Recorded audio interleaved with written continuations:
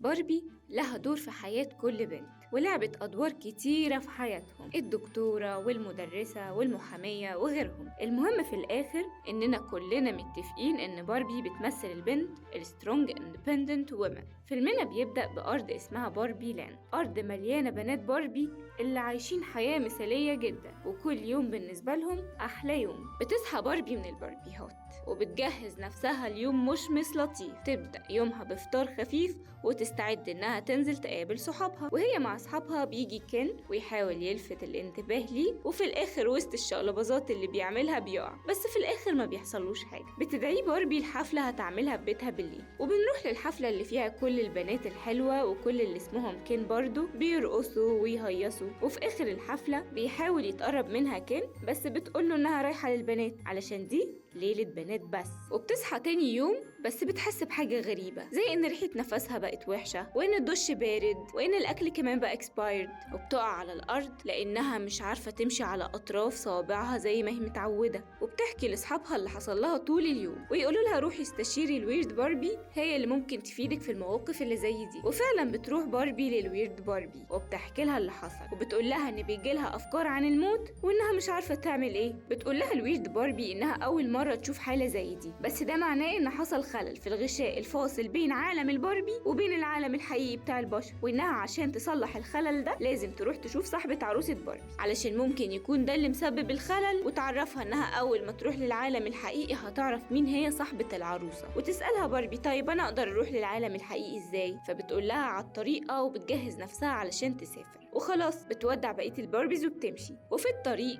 وهي ماشية وسط الطبيعة وبتغني ومليانة تفاؤل، بتكتشف إن كين معاها في العربية وعايز يروح معاها، وبتستسلم في الآخر للأمر الواقع وبتوافق. بيسافر معاها للعالم الحقيقي، ولما بتوصل بتلاحظ نظرات غريبة من كل اللي حواليها، اللي بيتريق واللي بيعاكس، والدنيا مش لطيفة خالص. المهم يعني بتقرر إنها تقعد وتفكر علشان تقدر توصل لصاحبة العروسة باربي. بعد تفكير وتأمل بتكتشف مين هي صاحبة العروسة، وبتعرف إنها بتمر بمشاكل مع والدتها، وفي الآخر بتعرف إنها في المدرسة. في الوقت ده بيكون كين مبهور بالعالم الحقيقي. نيجي بقى لشركة اسمها شركة ماتيل الصانعة لدمى باربي. اكتشفت الشركة إن في دميتين هربوا من باربي لاند للعالم الحقيقي، وبيقلق المدير وبيبدأ يدور عليهم قبل ما البشر يعرفوا إن في عالم اسمه باربي لاند أصلا. وبيروح كين وباربي سوا المدرسة، ولكن بيسيبها كين ويروح المكتبة علشان يقرأ كتب بتتكلم عن الذكورة في العالم الحقيقي، وبينبهر لما بيعرف إن في مناصب كتيرة للرجالة هنا على عكس المكان اللي جاي منه اللي هو الباربي لاند. وبتروح باربي لصاحبة العروسة وبتقول لها إنها باربي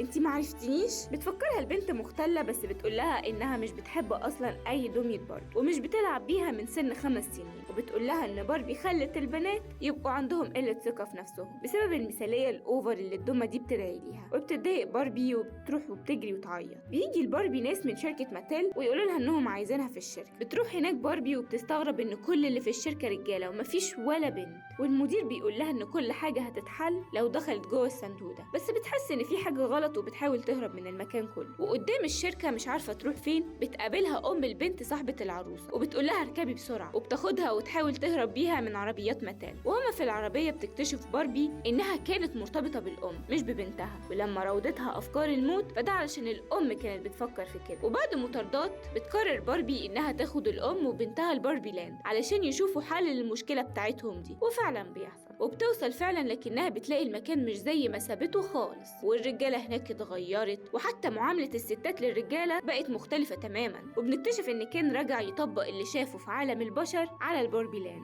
وبدأ يقنع الرجالة إن السيطرة المفروض ليهم والستات بس توابع. مش بيعجب باربي كل اللي شايفاه ده، وكأن كل اللي في المكان اتعمل لهم غسيل مخ. ده حتى بيتها كين استولى عليه وقال لها لو عايزة تعيشي فيه هتكوني معايا وتتجوزين. بتيأس باربي جدا من اللي بتشوفه، لكن البنت صاحبة العروسة بتتكلم مع مامتها وبتقول لها إنهم لازم يساعدوها في إن باربي لاند ترجع زي الأول وأحسن. وبيبدأوا ياخدوا برباية برباية يتكلموا معاها ويحاولوا يصلحوا غسيل المخ اللي حصل لهم ده، ويقنعوا البنات إنهم مش خدامات ولا تحت سلطة أي راجل من الكينات اللي موجودة. وبيتفقوا إنهم يوقعوا بين كل كين موجود في المكان، وبينجحوا في ده. وبتقدر باربي وصحابها يرجعوا أرضهم تاني لباربي لاند، وبتعتذر باربي لكين عن إنها ما كانتش شايفاه في الأول، وبيقول لها إنه ولا يسوى حاجة من غيرها، بس هي بتقنعه إنه كان وليه أثر وإنه مميز حتى من غيرها. وبتقرر باربي في الآخر تبقى إنسانة عادية وترجع للعالم الحقيقي، عالم البشر، لأنها مش حابة كونها شيء مصنوع بس.